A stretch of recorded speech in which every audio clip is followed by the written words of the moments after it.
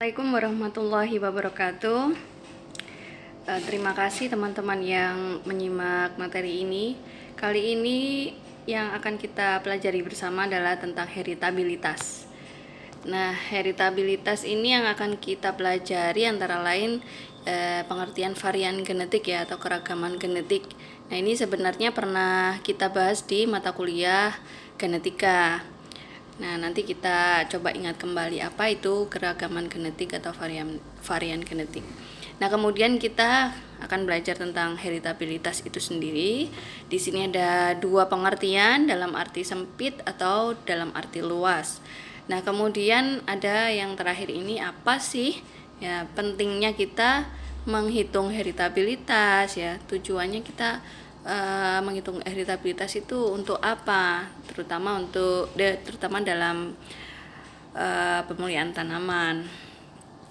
Nah, jadi ketika kita mengamati karakter tanaman ya di lapang ya, jadi hasil pengamatan kita di lapang secara fisik kita bisa melihat.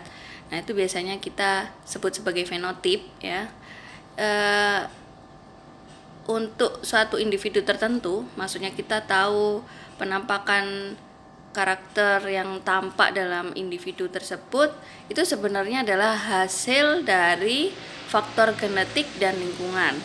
Jadi perpaduan antara faktor genetik dan lingkungan dan interaksi antara genetik dan lingkungan. Ya.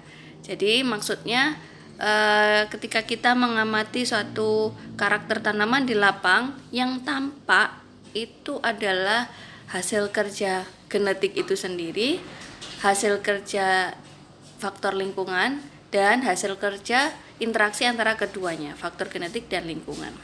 Nah, jadi kalau dirumuskan menjadi P ya, fenotip ya, fenotip dalam bahasa Inggris sama dengan genotip plus environment ya, lingkungan.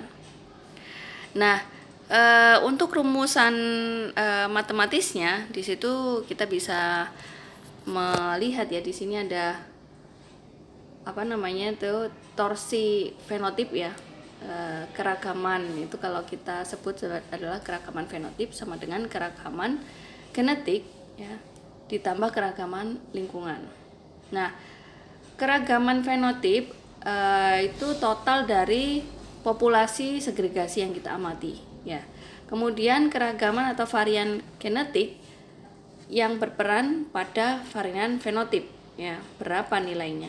Dan yang terakhir adalah varian lingkungan atau keragaman lingkungannya, peran lingkungan terhadap penampakan fenotipnya, itu berapa nilainya. Nah, jadi konsep varian genetik kita kembali lagi, jadi fenotip adalah pertambahan ya, adalah penjumlahan dari keragaman genetik dan keragaman lingkungan. Nah, kemudian kita belajar tentang heritabilitas sekarang. Jadi proporsi varian genetik ya terhadap varian total itu adalah heritabilitas. Proporsi itu perbandingan ya, perbandingan keragaman genetik terhadap keragaman total. Total di sini bisa kita sebut juga keragaman fenotip tadi. Nilai heritabilitas itu biasanya ditunjukkan mulai dari 0 sampai 1 ya, atau 0 sampai 100%. Nah, ada persennya kalau sampai 100. Nah, heritabilitas tidak mencerminkan derajat genetik suatu sifat, tetapi heritabilitas mengukur proporsi dari varian fenotip yang dipengaruhi oleh faktor varian genetik. Jadi bukan derajat genetiknya sifat itu ya, tapi heritabilitas ini seberapa besar sih pengaruh genetik dalam memunculkan keragaan fenotipnya. Nah, seperti itu. Dan seperti yang kita singgung di depan tadi, ada dua macam heritabilitas. Heritabilitas arti luas dan ada heritabilitas arti sempit. Nah, ini untuk heritabilitas arti luas itu yang mungkin akan sering kita bahas, dan nanti untuk simulasi perhitungannya akan ada video tersendiri biar lebih fokus ya. Jadi intinya kalau heritabilitas arti luas itu rasio perbandingan ya dari dari varian genetik total terhadap varian fenotip total. Ya, di situ disimbolkan H sama dengan ya varian genetik total dibagi ya varian fenotip total. Heritabilitas arti luas ini dipakai apabila bekerja dengan klon atau galur homozigot atau hibrida F1 karena pengaruh aditifnya tidak akan berubah-ubah. Maksudnya pengaruh tambahan ya, yang aditif ya, tambahan. Nah, di sini ada tabel. Nah, mungkin teman-teman yang sudah pernah mendapatkan rancangan percobaan, kemudian menganalisis tabel ANOVA ya dari suatu data. Nah, mungkin sangat familiar dengan tabel ini. Ini tabel bersumber dari tabel ANOVA. Ada kolom sumber keragaman, ada DP, KT, dan TKT. Nah, TKT ini taksiran kuadrat tengah ya. Kalau di ANOVA biasanya ada JK ya. Nah, di heritabilitas arti luas pendugaannya adalah sebagai berikut seperti di tabel ini. Jadi blok atau biasanya disebut ulangan ini itu ada disimbolkan R atau U ya, biasanya ada yang pakai huruf R, replication, atau kalau bahasa Indonesianya ulangan tadi itu, ulangan, jumlahnya ulangan dikurangi 1 ya, derajat bebasnya ya ini ya. KT-nya ya KT ulangan ya. Kemudian kita kalau taksiran kuadrat tengah ya, itu varian E ditambah varian R atau varian ulangan ya, di varian ulangannya dikalikan jumlah genotipnya. Nah, jadi G di situ adalah jumlah genotip yang kita ujikan. Kemudian genotip itu kalau di percobaan mungkin biasanya perlakuan gitu ya. Kalau di pemuliaan perlakuannya biasanya genotip, jadi ditulis langsung genotip. Nah, jadi ini berapa jumlah genotip yang kita perlakukan dalam penelitian.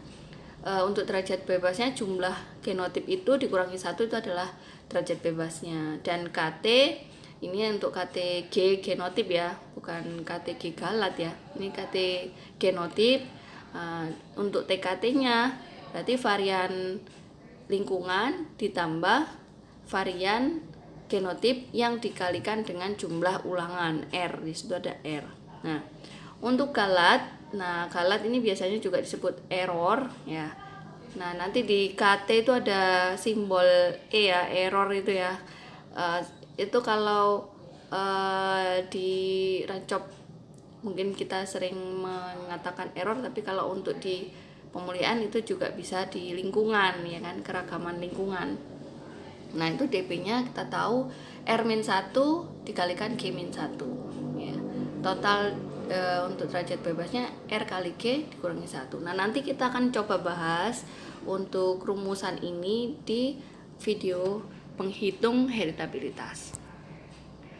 Nah, ragam genotip ya itu diperoleh dari mana?